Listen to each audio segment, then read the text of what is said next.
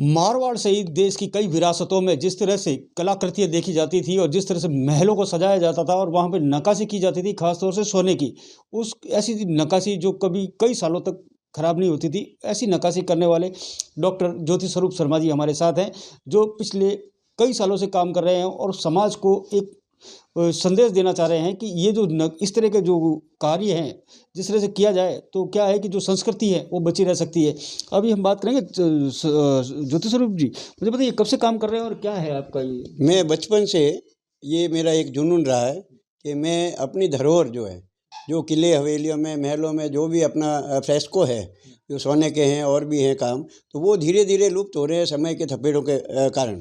तो मेरे ज़हन में ये आया कि मैं उसको वो काम कैसे होता था, क्या यूज़ करते थे मटेरियल, क्या किस तरह से होता था, वो पूरा रिसर्च करके, और मेरा जुनून ये है कि मैं उसको वापस पुनर्जीवित करूं और आने वाली धरोहर और जो हमारे सैलानी हैं वो उनको देख पाएँ। नहीं, जैसे कि अभी ये जैसे आपके पीछे एक तस्वीर है, ये तस्वीर कितने समय में बनी और कितने पार्ट में बनी, ये बताओ मुझे तो आप। जी, ये क्या है कि हम लोग पहले तो लकड़ी पे करते थे। लकड़ी जो है वो फट जाती थी और गोल हो जाती थी।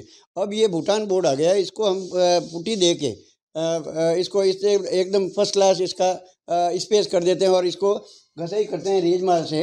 और रेजमाल से ये सैंड स्टोन है, सैंड पेपर से इसको घसाई करते हैं। घसाई करने के बाद में एकदम स्मूथ हो जाता है और फिर जो है बहुत ही बारीक कलम से हम इसमें ये ड्राइंग बना लेते हैं। ड्राइंग बनाने के बाद में फिर हमने ये एम्बोस किया है। एम्बोस जो है वो मटकी के जो मिट्टी है मटकी की, उसको कपड़ छांट करके और कूट पीस के ये मसाला बना दिया एडेसिव बना के, और इसमें फिर ये डिटेलिंग दे दिया और ये यहाँ पे इसको और मजबूत बनाने के लिए एनामल का पेंट कर दिया। पहले क्या है कि वो सरेस का यूज करते थे। और उसके बाद में ये जो आप देख रहे हैं ये सारा गोल्ड लीफ है। ये गोल्ड लीफ इस तरह से हम लोगों को बाज़ार से मिलती है, जो कि सोने के भाव और उसकी कुटाई के वो पैसे लेते हैं।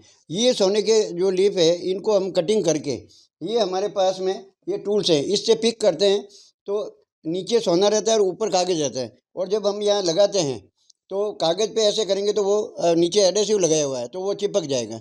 तो इस तरह से धीरे धीरे धीरे it take too much time and patience. आप देखिए ये जो सीपियाँ हैं, इन सीपियों में इसलिए हम लोग यूज़ करते हैं कि ये सीपियाँ जो है जो ब्रश है हमारे हैंडमेड ब्रश, वो बरसों बरस चलते हैं। जैसे कि बुजुर्ग इस तरह से जिंदा गिलहरी के पूंछ के बाल पकड़ते थे, जिससे गिलहरी को कोई तरह का डैमेज नहीं हो, वो मरे नहीं, उसको कोई तरह के नुकसान नहीं हो, ये बाल हाथ में आ जाते थे।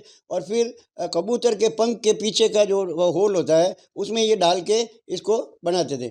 इससे हम बारीक से बारीक काम कर सकते हैं। जैसा कि आप देख रहे हैं ये मेरे पास और भी कलमें हैं जो गिलहरी के बाल की बनाई हुई है। ये देखिए आप, बहुत ही वन हेयर ब्रश है, इसको वन हेयर ब्रश कहते हैं। और इसमें क्या है कि हम बारीक से बारीक काम अपन कर सकते हैं। नहीं, जैसे कि अब ये जो आप काम करते हैं, कभी आपको मौका मिला होगा कि क्योंकि जिस तरह से आपको अवार्ड मिले हुए हैं, ऐसा लगता है बड़े बड़े लोगों के पास गए हैं, प्रिंस चार्ल्स वगैरह, जैसे कि कई देशों के राष्ट्रपति प्रधान, तो ऐसा कभी मौका मिला, कभी कोई चीज़ उन्होंने डिमांड की हो और उसको लेकर आपने उनको मना किया हो, ऐसा कुछ? हाँ, वो ये मेरे पास में एक मुगल ढाल है। हम लोग चौखेला महल में बैठे थे। हमारे जो महाराजा साहब हैं जोधपुर गज सिंह जी, उन्होंने उनको इनवाइट किया था हमारे जोधपुर के मारवाड़ के कारीगरों से मिलने के लिए। तो वो जब आए और सब कारीगरों से मिले तो मेरे से भी मिलना उनका हुआ। प्रिंस चार्ल्स और मैडम कोमिला पार्कर। तो मैंने उनको कुछ ऑर्नामेंट बताए थे, जो कंगन थे लकड़ी पर, और वो इतने भारी दिख रहे थे और उसका वेट था सिर्फ 3-4 ग्राम, 2 कंगन का। ठीक है सर। तो जब उन्होंने पहले तो मैंने मैम को बताया कि इसमें कोई केमिकल नहीं है, तो उन्होंने क्या किया कि अपने हाथ में पहन लिए। और पहनने के बाद में फिर मेरे साथ बच्ची खड़ी थी तो मैंने कहा बेटा इनको गिफ्ट कर दो, तो वो ले लिए। तो बड़े खुश हुए। 3-4 ग्राम और बहुत भारी सोना दिखता है कि इतना सोना भारी कहाँ से लाए, एक ये हुआ। फिर जब उनके हस्बैंड जो थे वो प्रिंस चार्ल्स जब मेरे दूसरी कलाओं को देख रहे थे और मेरे से कई सवाल पूछे कि क्या मेथोडोलॉजी थी, क्या टेक्निक्स थी, पुराने ज़माने में वो बहुत लिमिटेड रिसोर्सेज थे, तो उसके बारे में मैंने उनको बहुत विस्तृत बताया। और आधे पौन घंटे तक वो मेरे साथ में खूब खुश थे और पूरी मैंने जानकारी दी। और उसके बाद में लास्ट में उन्होंने क्या हुआ कि जो मैंने 5 साल में जो ढाल बनाई थी उसमें अरेबिक कैलीग्राफी और मुगल कालीन पूरा मेरा रिसर्च वर्क है वो। तो वो उन्होंने मांग लिया कि हाउ मच। तो मैंने कहा सर ये बेचने का नहीं है, ये भारत की धरोहर है और आप नाराज़ न होएं, आप आनंद उठाएं मेरे काम का देखें आप। तो वो फिर थोड़ा अनमने होके चले गए थे। ये जो झरोखे आप देख रहे हैं, ये झरोखे जो वास्तव में झरोखे हैं, वो ही डिज़ाइन मैंने यहाँ पे किया है। क्यों कि आने वाली पीढ़ी इन झरोखों को देख के वो डिज़ाइन याद करेंगे। मूल अगर डिज़ाइन नहीं होगा और अपन मन से कर देंगे तो ये पूरा का पूरा फ्रॉड हो जाएगा। तो ये पूरा का पूरा जो आपको डिज़ाइन दिख रहा है झरोखे पे, ये आपको मूल डिज़ाइन है। जैसे कि ये जो नीचे बनाया हुआ है रानी का कोई, हाँ, ये काफ़ी ये काफ़ी बारीक है। जी, ये जो है जैसे आपने मोनालिसा का नाम सुना है, तो ये इंडियन मोनालिसा है। इसको राधा भी कहते थे और ये बनी ठनी के नाम से वर्ल्ड फेम है। अच्छा, उसके ऊपर जो गणेश जी का बनाया आपने, हाँ। इसमें क्या कुछ खास है? इसमें जो ये कारपेट है, आप देखिए इस कारपेट में वीविंग दिखेगा लेन से, और जबकि बिना लेंस आप देखेंगे तो इसमें वीविंग नहीं दिखेगा।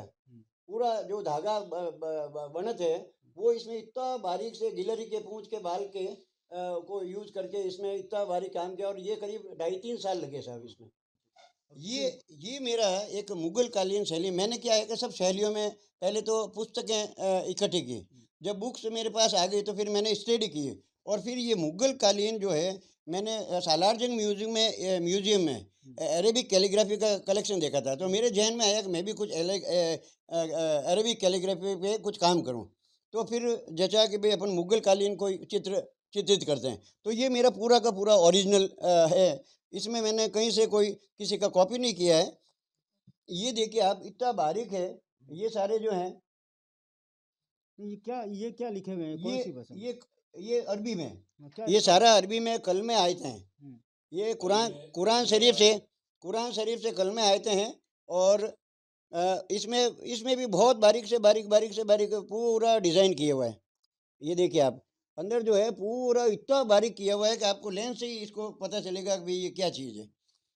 जैसे कि डॉक्टर ज्योति स्वरूप शर्मा जी का कहना है कि काम ऐसा करो कि आप तो नहीं रहे लेकिन आपका नाम लगातार रहे और जिसको लेकर लोग याद भी करें। जिस तरह से इन्होंने काम किया है, सोना, या इनको ज्योति स्वरूप जी को ये कह सकते हैं गोल्डन मैन, जिस तरह से गोल्ड से जो सुंदर सी पेंटिंग बनाते हैं जिसको देखकर आप भी मोहित हो जाएंगे।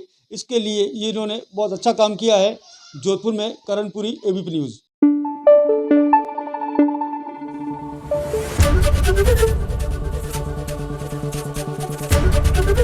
एबीपी न्यूज आपको रखे आगे।